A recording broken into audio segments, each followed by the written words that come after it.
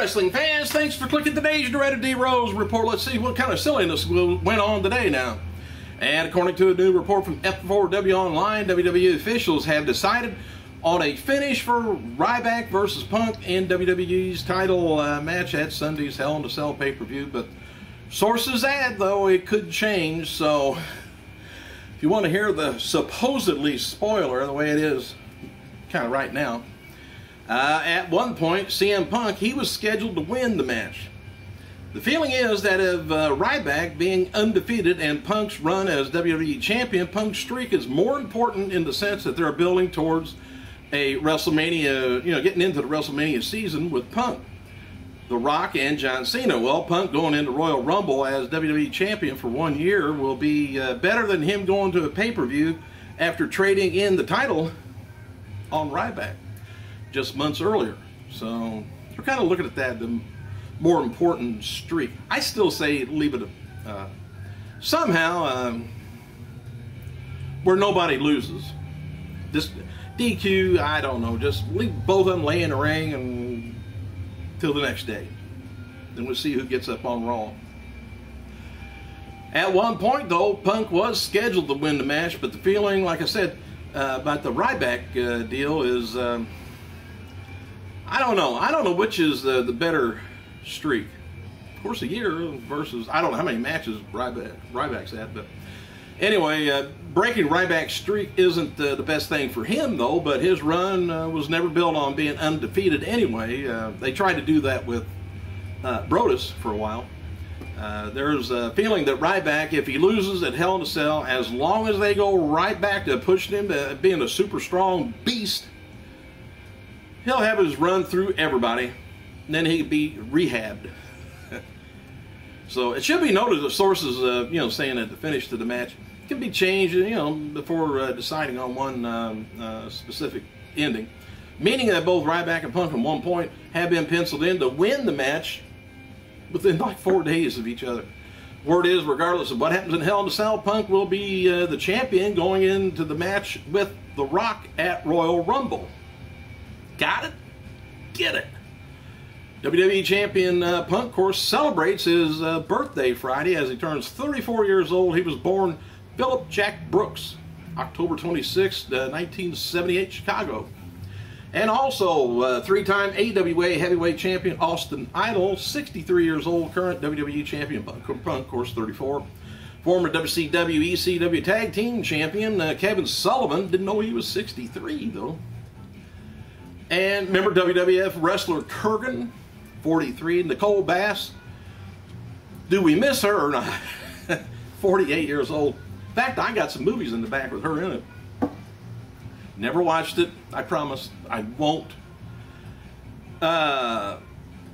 Current Shimmer Tag Team Champion Portia Perez, 25 years old, and one-time light heavyweight champion Takamitsu Inoshi, 39 years old, and former diva Rochelle Lowen, 33. And on this day, back in 2008, WWF wrestler and three-time NWA America Tag Team Champion Special Delivery Jones, SD, Special Delivery Jones, died at the age of like 63 years old.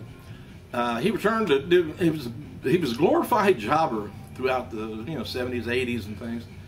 But he returned in 2006 to induct Tony Atlas in the WWE Hall of Fame and died of a stroke at his home in the island of Antigua.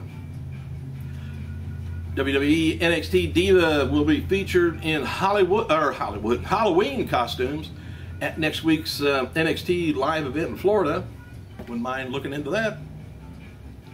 As noted before, Justin Gabriel, he's in line for a singles push.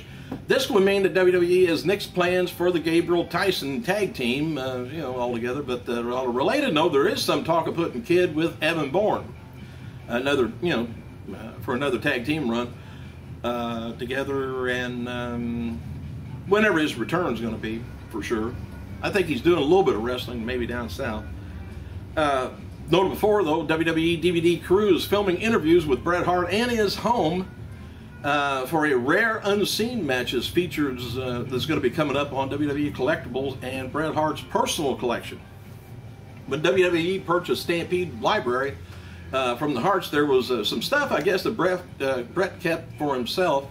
So some of the content will likely end up on the DVD that he has at home.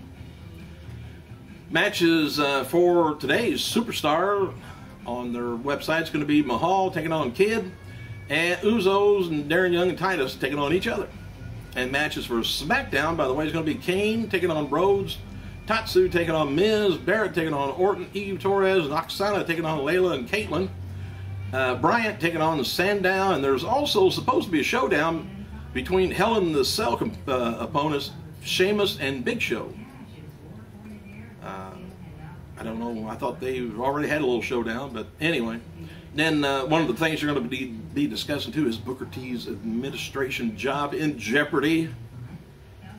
We'll find out. Hey, since its debut on January 11, 1993, Monday Night Raw has delivered an endless supply of thrills and suspense, action, controversy, excitement, and WWE Universe enjoys each and every week on the heels of celebrating a monumental 1,000th episode of the longest-running episodic program on television. WWE counts down the 100 top moments in Raw history. I say Raw. And it's from the early years of the Attitude Era and to today at the top moments, that's been going on. Poignant memories and legends who appeared on the show. That's coming out soon. Don't know if it's next week or not. Bill Goldberg, he continues to retweet comments from fans about Ryback. One of the fans wrote the following comments, which Goldberg retweeted and added, "Amen." He says, the fan wrote, "Imagination is a serious form of flattery. At this point, Ryback is just insulting." Spear the fear, it says. Goldberg said amen. Anyway, due to NBA coverage, The Score in Canada will be airing WWE NXT at 11:30 on Wednesday night beginning November 7th. Replays of NXT will continue to air on Friday, 6 p.m. for our Canadian friends. The series of NXT Superstars, WWE Superstars collection DVD has apparently completed its run. That was an inexpensive DVDs that came out. Don't know how well they did, though. They only had Rey Mysterio, Shawn Michaels, Orton, Kingston, Sheamus, and Bryant were on the featured series. WWE's got an article up looking at potential dream matches for WrestleMania 29. Rock and Mick Foley taking on Kane, Daniel Bryan. Punk taking on Lesnar. Ryback taking on Cena. AJ Lee taking on Trish Stratus. Undertaker versus Triple H versus Shawn Michaels in a three-way. I say that's dream matches. WWE is going to be holding live events at Pensacola Civic Center, Pensacola, Florida, Friday, January 4th, 7:30. Tallahassee on Sunday, January 6th. Both events is headlined by John Cena, Punk, Ryback, the usual suspects. During a radio interview Thursday, Punk refused to address the crowd incident that occurred October 8th Raw in Sacramento, California. Participating in the interview over the phone, Cleveland radio show Rover's Morning Glory, the program's host repeatedly asked Punk about the incident. Punk appeared disgruntled, ultimately hung up on the host, and the interview lasted approximately 5 minutes. Probably would have been longer if he hadn't hung up. Comedy styles, man, going through 15 minutes of blabbing like I do, it's dry.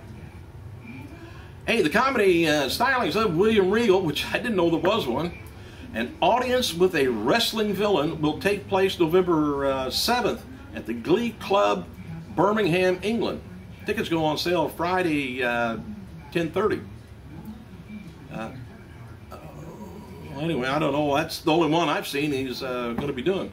During the Sports Center broadcast, ESPN Thursday anchor and wrestling enthusiast Robert Flores referred to WWE Hall of Famer Iron Sheik while discussing ESPN's Greatest Athletes of All Time tournament. Flores said the legendary wrestler doesn't make the final 8. He's going to hit somebody. Former WWE star Tatanka, he's going to be appearing at the Boston MegaFest November 17th and 18th at the Sheraton Farmington Hotel, look like Farmington, Massachusetts. Before committing suicide in Daytona Beach, Florida, going back to a few days ago, October 18th, from an apparent self-inflicted gunshot wound to the forehead, Mike Graham went to Universal Studios in Florida, in Orlando, while TNA Wrestling was holding a live event wrestling show 2 months ago prior, and asked for a job with their creative team staff, and instantly was rejected by company officials. Graham's reaction was described as being shocked to be turned down, since his father, Eddie Graham, an influential Florida wrestling promoter, told him he would be hired for any job in wrestling by virtue of his rich family heritage. Oh, egos. All right, as announced on Thursday's episode of Impact Wrestling, 35-year-old journeyman wrestler Christian York will be competing in the gut check on next week's show. The wrestling, TNA Wrestling is going to be holding a live event in Poplar Bluff, Missouri at Black River Coliseum. Hardy, Bully Ray, the usual suspects are there. European bookmaker Paddy Powers, that's not with a T, with a D, Paddy Powers, has launched a new Hulkamania licensed online slot machine. Hogan has previously given his image to the American land-based casinos, but is marked Hogan's first line. That marks Hogan's first online casino adventure, though. Anyway, by the way, former WWE superstar Batista, he attended Thursday night's premiere of Quentin Tarantino's and RZA's movie, The Man with the Iron Fist, which hits the theaters nationwide November 2nd. Save your money up. There's pictures on the internet. Batista wore a yellow spandex jumpsuit to the premiere. Please. A nod to his idol, late Kung Fu legend Bruce Lee, who wore a similar outfit in the movie Game of Death. Bruce Lee's daughter Shannon was also in attendance. The official movie synopsis from independent movie database.com says, on a hunt for fabled treasure of gold, band of warriors and assassins and a rogue British soldier descends upon a village of in China, where a humble blacksmith looks to defend himself and his fellow villagers. Batista plays the character of Brass Body. Thanks for clicking, you guys. I gotta go.